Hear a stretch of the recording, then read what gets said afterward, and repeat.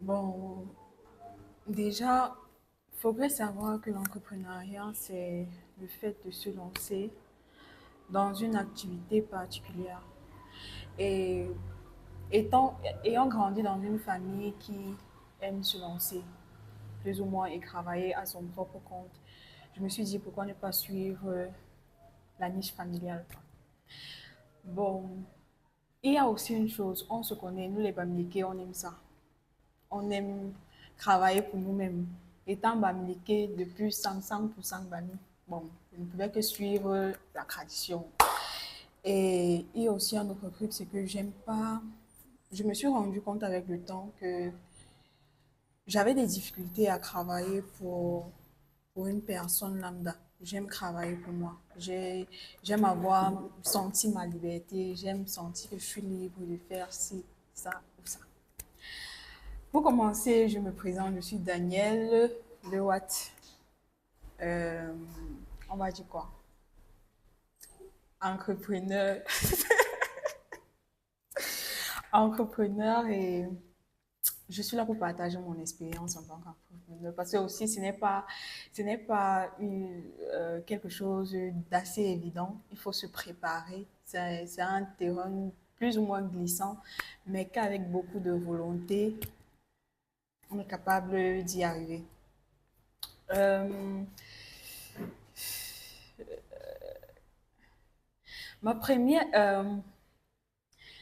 la première idée business que j'ai eue, disons que je commence premièrement euh, par faire les produits de déshydratation.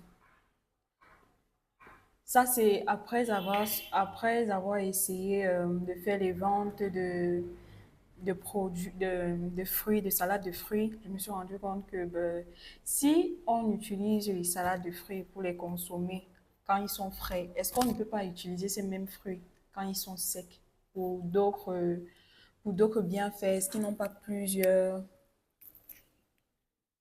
propriétés qu'on peut recueillir lorsqu'ils sont séchés. Donc, du coup, j'ai commencé à sécher des trucs comme du citron, des oranges, des carottes, du piment, de la tomate, en fait, à peu près tout. Et puis, je l'ai transformé en poudre pour commercialiser. Bon, pourquoi je me suis lancée dans ça? Qu'est-ce qui m'a inspirée?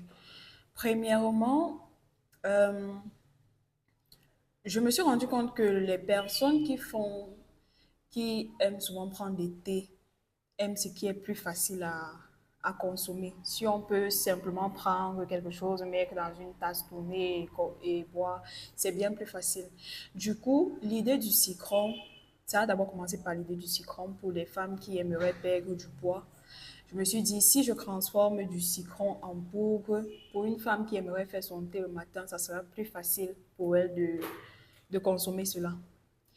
Mais j'ai rencontré d'énormes difficultés sur ce terrain-là.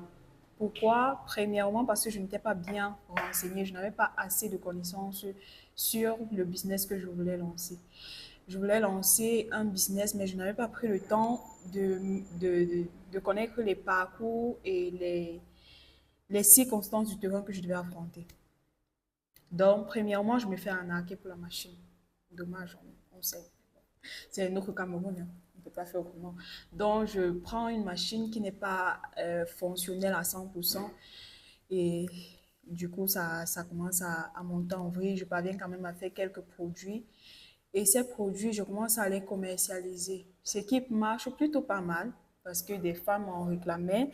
J'ai rencontré un de mes clients, petite parenthèse, j'ai rencontré un de mes clients une fois quand je partais voir une dame avec qui je travaillais et chez elle, je déposais l'ail en poudre que je faisais.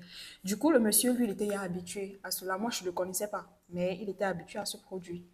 Et quand j'arrive, ça faisait déjà beaucoup de temps, je n'avais pas fait de livraison vu que la machine était gâtée. Et c'est la dame qui me dit, voilà un de tes clients. Enfin, je dis pourquoi. Elle me dit, il a l'habitude de venir ici et de prendre les produits l'ail que tu déposes. Là, il vient encore pour l'ail. Et il y avait un autre produit, une autre boîte d'ail en poudre, mais qui n'était pas fait par moi. Et ce produit-là était mélangé. Du coup, Le monsieur s'est plaint. Il s'est plaint de la qualité du produit qu'on lui avait proposé cette fois-ci et il a réclamé le premier produit qu'il avait pris au départ qui correspondait à mon produit. Donc là, je me suis dit, mais ça veut dire que réellement ce que je faisais intéressait les gens. C'est, ça plaisait à un bon nombre de personnes, mais malheureusement, les circonstances avec la machine gâtée et tout ce et tout ce qui allait aux alentours ne m'ont pas permis de continuer dans ce business. Donc c'est pour vous dire que vous pouvez avoir une idée, vous voulez mûrir cette idée. Mais la première des choses, c'est de vous demander euh, comment est le terrain. Qu'est-ce qui entoure mon idée de business? Quelles sont les personnes avec qui je dois me tourner? Quels sont les outils que je dois utiliser? Où trouver les bons outils? Parce que ça a été mon problème. J'ai vu juste une publicité qui parlait de déshydrateurs. Je suis partie, je me suis lancée, je ne me suis pas renseignée pour savoir si réellement ces personnes offraient de bons services. Si je m'étais renseignée, je me serais rendu compte que c'était des étudiants qui essayaient juste, je vais dire quoi, qui étaient encore en mode essai. Donc, j'ai pris une machine qui était en fait en mode essai. Donc, c'est un peu ça. Surtout, ne vous découragez pas. Le monde de l'entrepreneuriat, je vais dire quoi, un monde facile, mais on peut y arriver quand on a le bon mindset, la bonne mentalité, le bon vouloir, surtout la volonté de vouloir y arriver. Sur ce, je vous laisse. Si vous avez aimé cette vidéo, n'oubliez pas de liker, de partager, de commenter et de me dire également les difficultés que vous avez rencontrées si vous êtes un entrepreneur, de me dire vos idées business si vous avez des idées. Comme ça, on va essayer de parler autour de ces différents sujets. Merci.